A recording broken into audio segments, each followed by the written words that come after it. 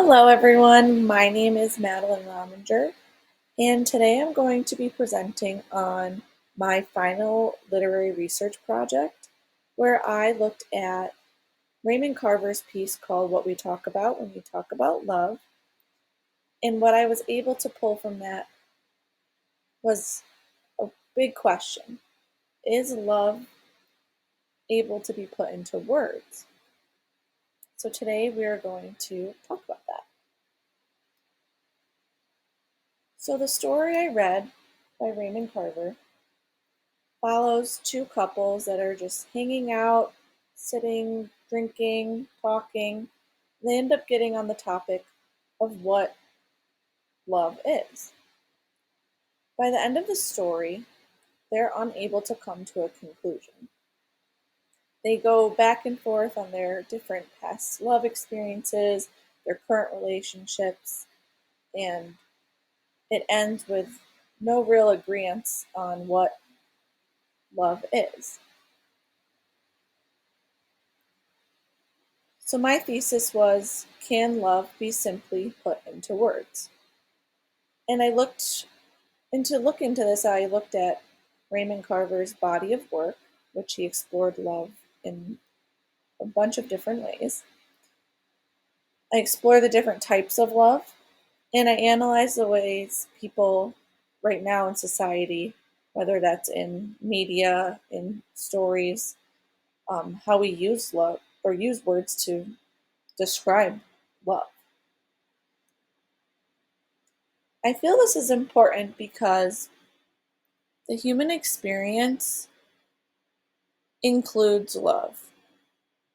Across the globe, whether, you're here in New York or wherever you are, everyone's experiencing love in different ways.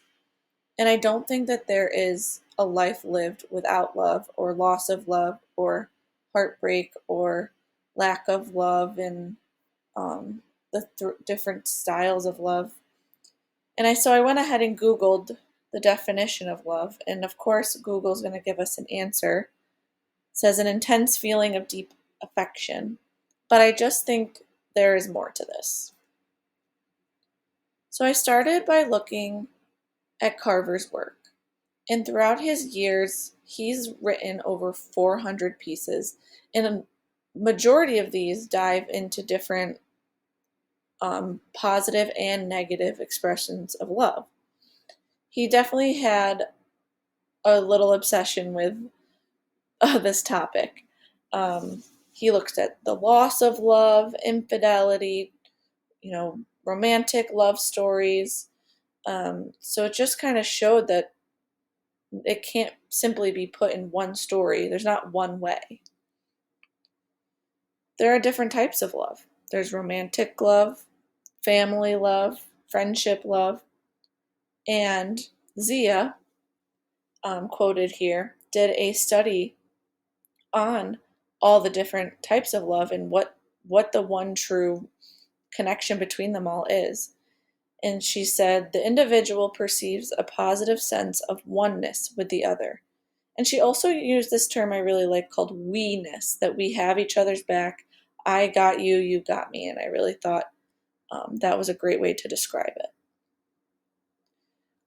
Carver's style, tone, and imagery in this story is what makes the question come to mind.